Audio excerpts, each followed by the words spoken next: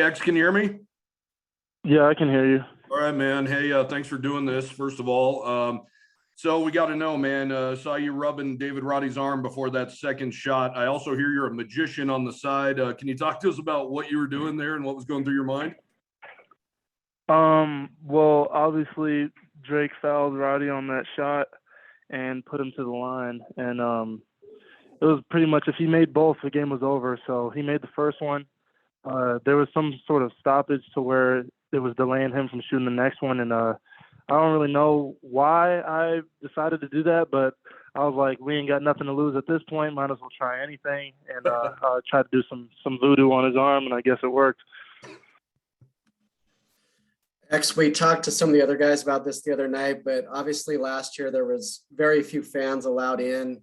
And the years before you guys got here, Wyoming was really struggling at basketball. Just what's it like to play in a game like the other night and to kind of see Linder's vision for the program realized this quick? I mean, this has been a testimony to how much work we put in, and we're finally getting rewarded for it. Last year was a year where we were able to build, some of the foundation that we're able to use this year and that you guys are, seeing showcased every single night. And we're just happy that, we can have a successful season, and hopefully we'll continue to do so and, keep making the Wyoming fans proud to beat Pokes and to beat Cowboys. Hey, X, obviously you weren't out there the last time you guys played Boise. For you, what did you see from, from their guards during that game? And for you, how tough was it, watching that close game from the sideline? It was tough, but I mean, obviously it was exciting because it came down to the wire. It could have been anybody's game, but we're all ready to play them tomorrow as a team. We had a really good preparation today. Working on ourselves and working on a couple things that we're gonna change when we go into that game tomorrow. But we're ready to take it to them, and it's gonna be a war for sure. X, how close are you to 100% physically? Hamstrings we know can be can linger a little bit. How close are you there? And then also, what are your thoughts on Brendan Wenzel and how he's done to fill in for you? Well, Brendan Wenzel has stepped up tremendously. I mean, he's gotten nothing but night and day better, as you guys have seen since he first got here. And I love that. I love that guy. I mean, he's one of my best, favorite teammates on this team, and he works so hard. And you guys are, able to see what he can do now on the floor and the ways that he can help us win. But I'm slowly but surely getting back to 100%. I'm doing everything I can to, rehab every single day and keep strengthening my hamstring. So hopefully it doesn't pull again or anything like that. But I'm in a position right now where I'm good enough to help my team win in any way that I can. So.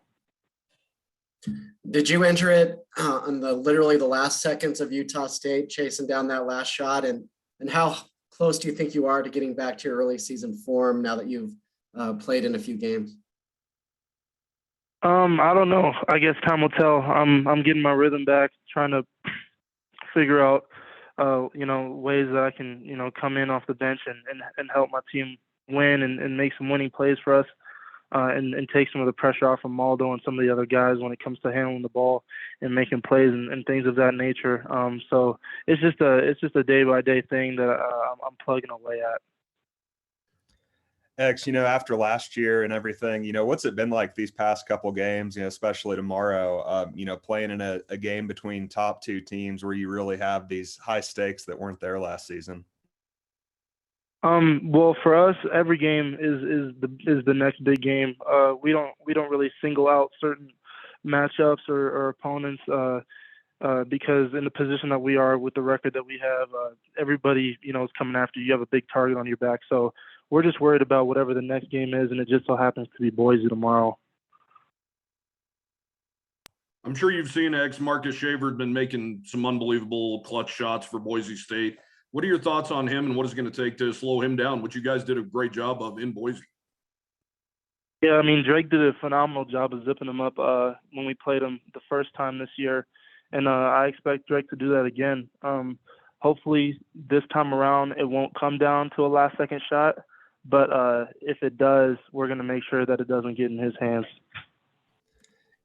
Going off of that, you mentioned Drake. what has he meant to this team? Obviously, everyone talks about his ability to shoot the ball, but it seems like he's been making just as big an impact, blocking shots and rebounding it.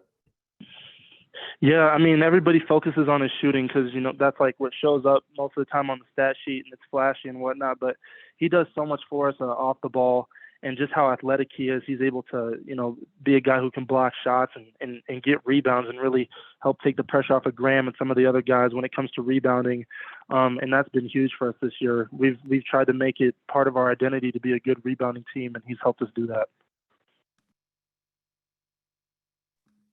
What's it been like these last two games, kind of watching Maldo play every minute and back guys down and frustrate defenses and kind of will the team to a couple wins? And as a good defensive player yourself in practice, how frustrating is that to have a guy like methodically back down guards like that?